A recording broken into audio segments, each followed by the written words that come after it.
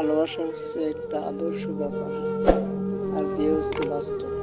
আদর্শ বাস্তবতার দ্বন্দ্বতায় কখনো নিষ্পত্তি হবে না। ভালোবাসায় পতনের জন্য কোনোভাবে আমরা মহাকর্ষ বৈবর্ষকে দায়ী করতে পারি না। প্রেমের বেলায় ঘন্টার অনুপস্থিতিকে মাস, দিনের অনুপস্থিতিকে বছর, এবং অল্প সময়ের অনুপস্থিতিকে অনন্তকাল সময়ের অনুপস্থিতি বলে মনে হয়। একজন নারী হয় ভালোবাসে অথবা ঘৃণা করে, এছাড়া জানে না তৃতীয় কোনো পন্থা। একমাত্র প্রেমই বিয়েকে পবিত্র করতে পারে, আর একমাত্র অকৃত্রিম বিয়ে হচ্ছে সেটাই যেটা প্রেমের দ্বারা প্রকৃত। ভালোবাসতে শেখ, ভালোবাসা দিতে শেখো, তাহলে তোমরা জীবনের ভালোবাসার অভাব হবে না। যাকে ভালোবাসো তাকে চোখের আড়াল করো না। একমাত্র ভালোবাসা সারাতে পারে সব রোগ।